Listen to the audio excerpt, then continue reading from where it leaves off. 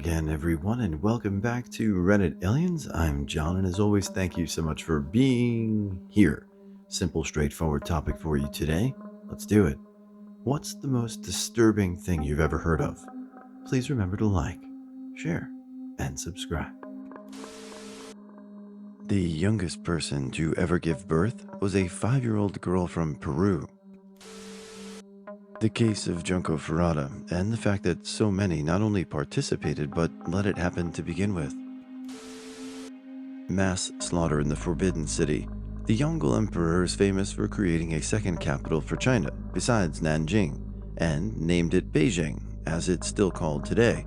Here he built the Forbidden City, the imperial Chinese palace at Beijing, which lasted from 1420 to 1912. His reign provided a mix of military, economic, and educational reforms in his dictatorial style of government. However, his acts of cruelty were numerous and well documented. In 1421, shortly after Mongol unveiled the Forbidden City on New Year's Day, there were rumors that one of the emperor's favorite concubines had committed suicide because she had had an affair with a palace eunuch due to the emperor's impotence.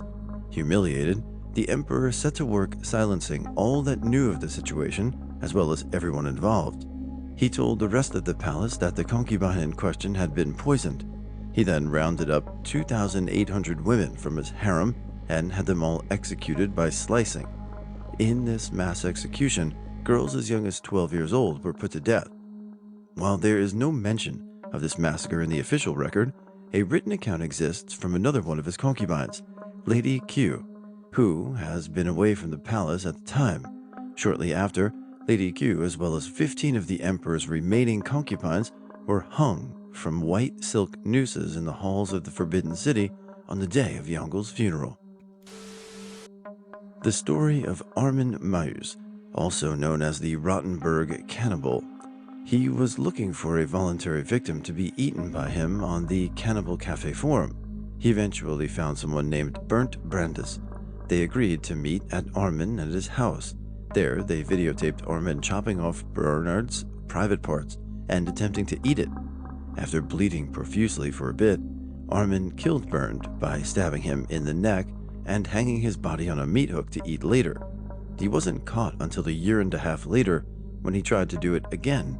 He was originally sentenced to 8 years in prison, but in a retrial he was given a life sentence. The story always sends chills down my spine. The experiments of Unit 731 by the Japanese. Check it out if you have the guts. Also, the crap part is that the US and USSR made a deal with Japan not to try Japanese doctors from Unit 731 in exchange for the results of the experiments. Ishii's, director of Unit 731's immunity deal, was concluded in 1948, and he was never prosecuted for any war crimes, and his exact whereabouts or occupation were unknown from 1947. Richard Drayton, a Cambridge University history lecturer, claimed that Ishii later went to Maryland to advise on bioweapons. Another source says he stayed in Japan, where he opened a clinic. You know, whenever Unit 731 comes up, it's never lost on me the atrocities of war in general, especially World War I and World War II, and that so many people escaped scot-free because of technology. The Mongols killed 40 million people in Genghis Khan's reign, more than anyone else in history. One Russian city, everyone except a couple people were killed. Those people were sent to be messengers to other cities ahead of the time with the message, "The Mongols are coming, surrender or die." Another city in Russia, the city was literally just documented as no survivors. The slaughter was so great that the streets of Beijing were greasy with the fat and flesh of the people they killed. Really, anything to do with the Mongols. They made the Holocaust look like a Canadian disagreement. Read Marco Polo's account of wading through literally pools of blood that could no longer soak into the fully blood-saturated earth to reach a city built for millions that was completely empty except for bones and blood. Not disturbing, but quite painful. There's a tribe in Brazil called the Satir Maui tribe. When a boy comes of age, they're expected to partake in an event called the Bullet Ant Ritual. In this ritual, the boy is expected to wear a glove that's filled with venomous bullet ants. In the process, The boy should not show signs of pain and endure the pain for 10 minutes 20 times. Fun fact, not really fun. Bullet ants is one of the most painful stings of all. The bullet ant sting, it's described the pain as pure, intense, brilliant pain, like walking over flaming charcoals with a 3-inch nail embedded into your heel. Supposedly, it's 30 times worse than being stung by a bee. The reason why they do? They believe that life without suffering isn't a life at all. Also, it's because bullet ants are common in those areas. Therefore, boys do this in order to build resistance. Chernobyl. Not the accident itself, which was bad enough, but that the accident created a situation that could have potentially rendered a portion of Europe permanently uninhabitable and was only avoided by luck. Brief explanation.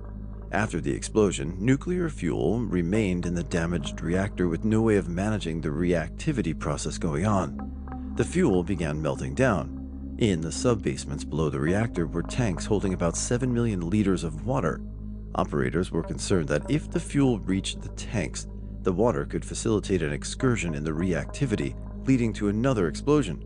A mission by 3 men into the sub-basements resulted in the tanks being successfully drained, leaving a 2 to 3 centimeters of water behind.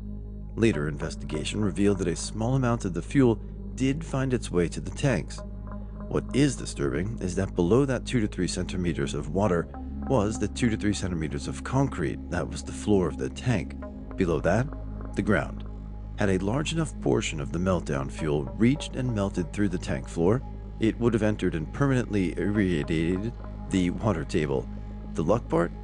As the melted fuel left the reactor vessel, rather than staying as a singular body, it spread out across 2 of the sub-basement levels, effectively reducing the reactivity and causing it to cool off. What portion of Europe? Estimates vary too greatly to draw a reasonable conclusion, but they are as great as most of Europe. The plant was built on what was essentially swampland and only about 2 kilometers away from the Pripyat River, which fed into the primary water supply for Kiev. So you could start with that. As a cynic of governments at this point in my life, I have to say, if Chernobyl was as bad as it was, what we knew in the public, just imagine how bad it was privately, the things we didn't know. 2 maniacs, 1 hammer. It may not have affected as many people compared to a lot of events, but the fact that you can find the video online is chilling. I saw the video itself, and I still remember it to this day. What's sad is that the victim was a grandpa who recently beat cancer and was biking to his grandkids' house to tell them the good news. Then, he got tortured and killed. It's really effed up. He didn't die fast either. It's the same one with lunatic ice pick as well. Guy was murdered and cut into pieces. The guy had sex with his limbless torso and had the guy he killed dog eat part of him, then kill the dog. There's a documentary about that case called Don't F with Cats. What's worse, that there is probably even more cases like these that have videos of said murders. Even though I will watch them, it's still effed up. The Khmer Rouge revolutionaries tried to create a communist Argranian utopia. They killed anyone who spoke a foreign language, had university education, or glasses, or had any political thought which could oppose them. 1.5 to 3 million dead, all buried in mass graves. The bloody week during the Paris Commune of 1871. The Paris Commune of 1871 is never taught in American schools, nor ever mentioned in American culture. After being under siege for months in the city of Paris, declared itself an autonomous commune. The people of the city all came together in a true anarchist state to work together. The French government in May of 1871, during Bloody Week, the government forces were told not to take prisoners and just shot people left and right. Some say perhaps 40,000 were murdered. The Rwandan genocide. It was so easy for one group to convince people to turn on their friends and neighbors and murder them. It scares me when Americans start spouting dehumanizing rhetoric about marginalized groups here.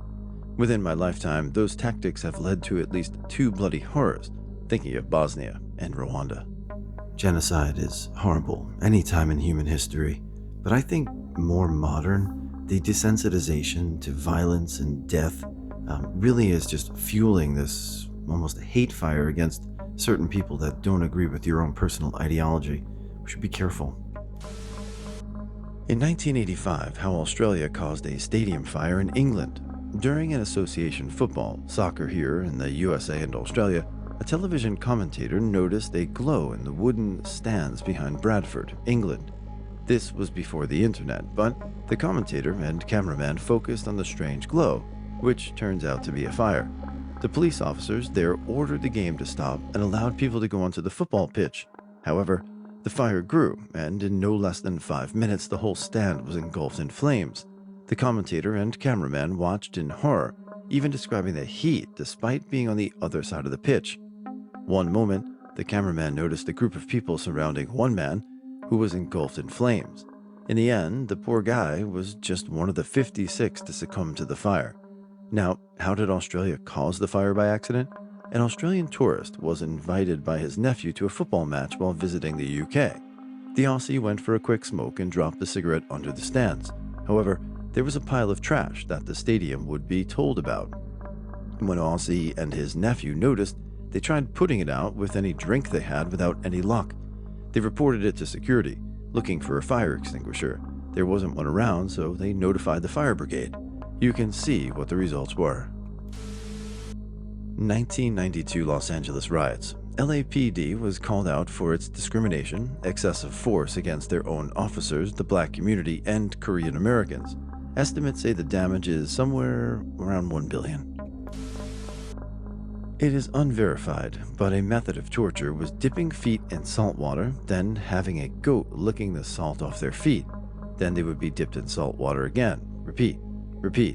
The goat would lick layers of flesh off the feet with its rough tongue.